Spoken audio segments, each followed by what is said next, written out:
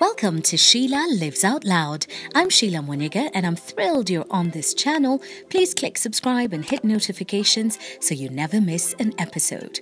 We're counting down to a brand new season, but before that starts, we take a look back at conversations that really inspired us to live, love, and grow.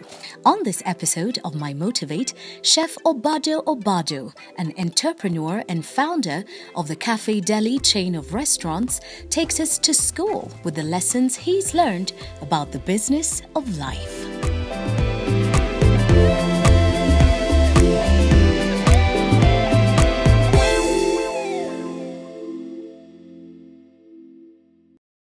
Chef, I've talked with you many times before, and I find your journey quite inspirational because you decided you wanted to live life on your own terms.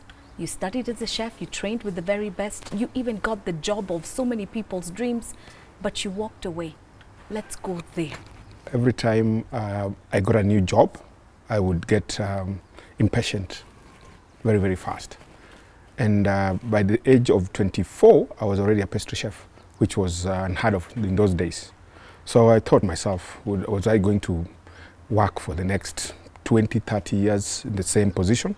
And as usual, I knew my impatience, so I thought I needed something else to push me. And that's how I ended up thinking I need to get out now.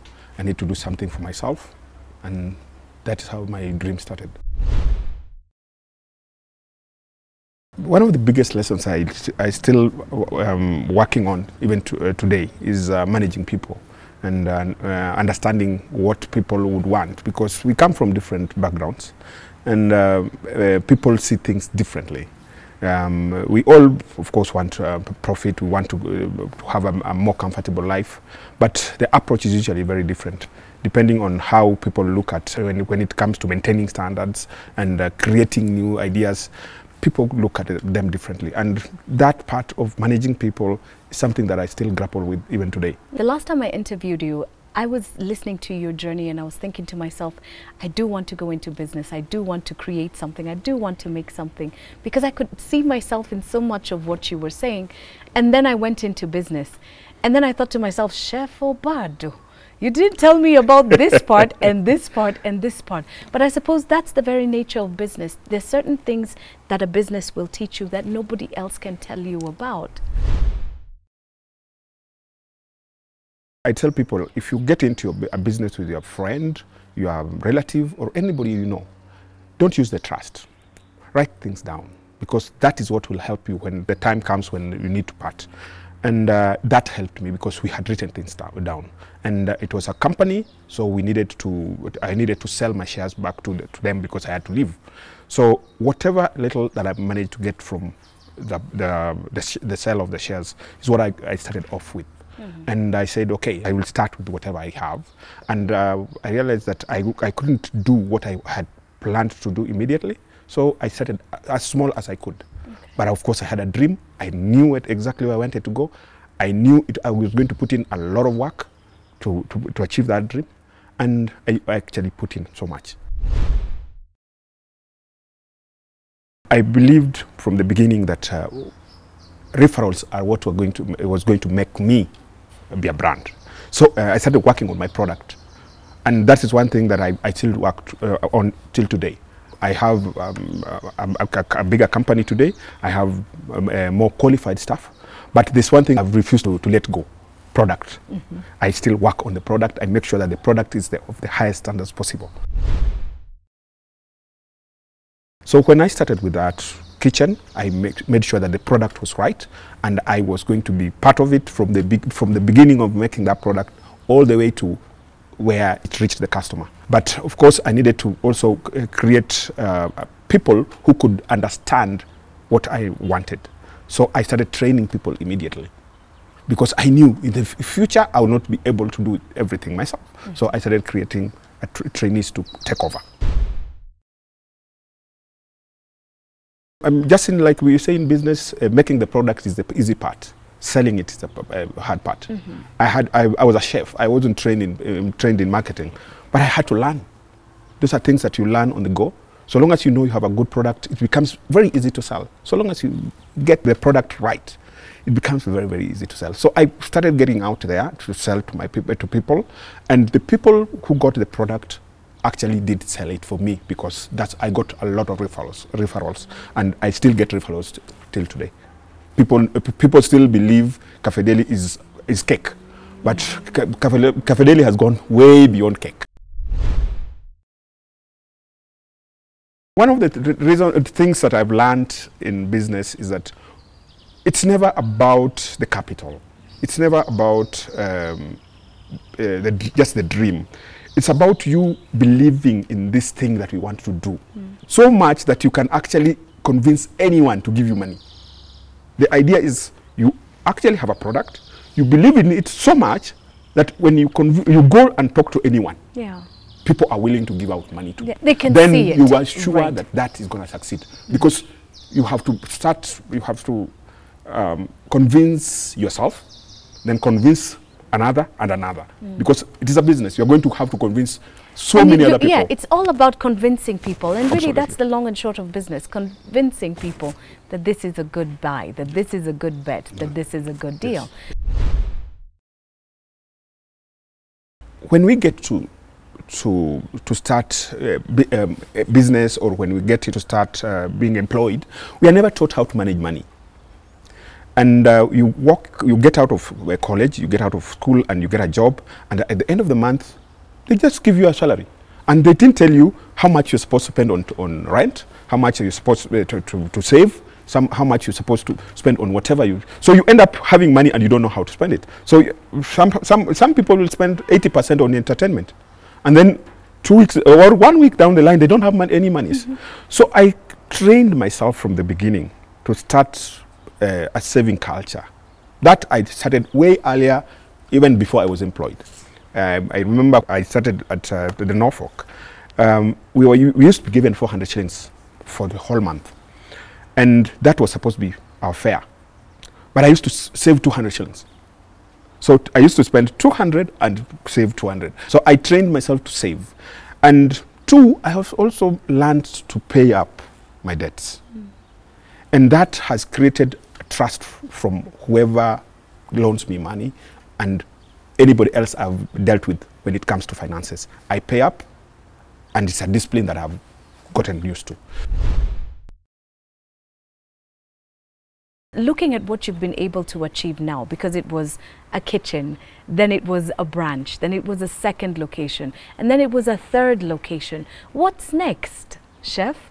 I have seen a lot of international brands coming into Kenya, and I've worked with international brands, and I've gotten to know that they're not any better than us.